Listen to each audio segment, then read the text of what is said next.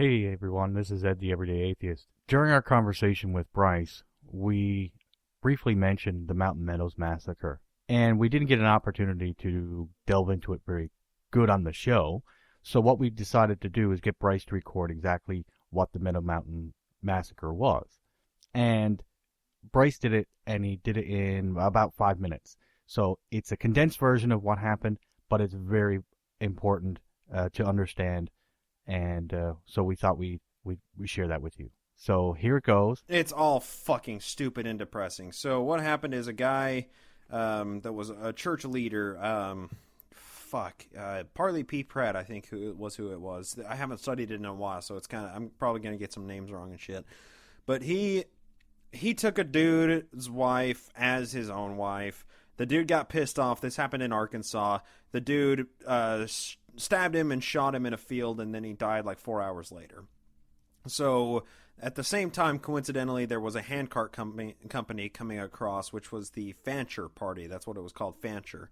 They were coming across the plains, headed through Parley's Canyon, who the canyon was named after Parley P. Pratt. It was Parley's Canyon.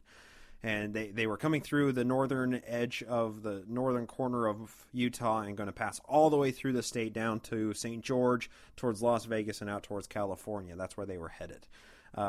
Of course, Brigham Young, being the bloody motherfucker that he was, he said when they got there, don't trade with them. They are responsible for killing a brother of the church, and they require a blood atonement to be had upon their head, basically. So at that point, Brigham Young was condemning them to death.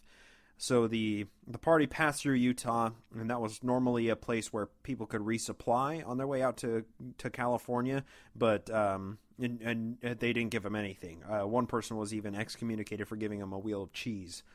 They were just completely cut off and starved. So they get down to Cedar City, which is about 40 minutes outside of St. George, and they camp in this little place called Mountain Meadows.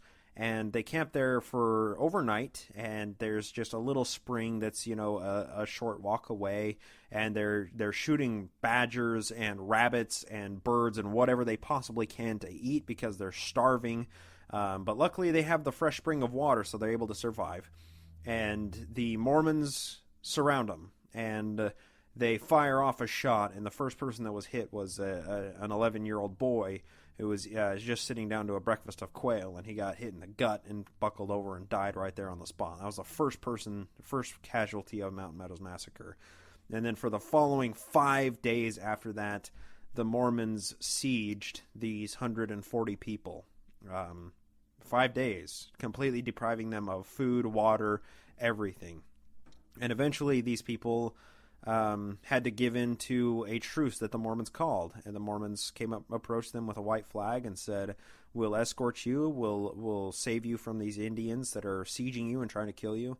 We'll escort you to Cedar City and get you on your way to California." They gave in and gave the Mormons all their guns, and the massacre ensued. And 120 people were stabbed with Bowie knives, shot, run through with spears, bludgeoned to death, men, women, and children up to the age of about 6 years old. They left everybody alive that was 6 years old, and we have those first-person accounts of little children that, one like baby had its arm shot off. A young boy was pulling arrows out of his mother's back because he was trying to remediate the pain that she was going through, and he was 3 or 4 years old at the time, so he didn't know what to do. And it's a very, very horrible situation, and it's a black mark on all of American history, and something that the Mormon Church cannot distance itself far away enough from. But if you really, really want to hate it and understand it for what it is, read Under the Banner of Heaven by Krakauer, I believe it is, and that describes it in horrible, disgusting, horrific detail. Yeah, and the first-hand accounts too. I mean, he incorporates first-hand accounts of what people remembered. And the Mormons were in Indian face too. They had their faces painted dark to look like Indians.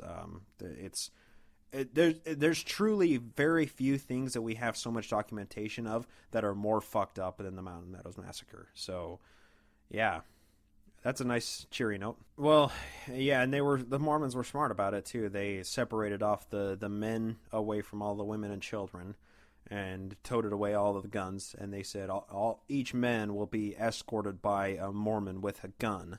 And when they were proposing these peace terms, there were men in the group that are like, "Are you fucking crazy? They're going to kill us if we agree to this. They're going to slaughter us." And they still agreed to it.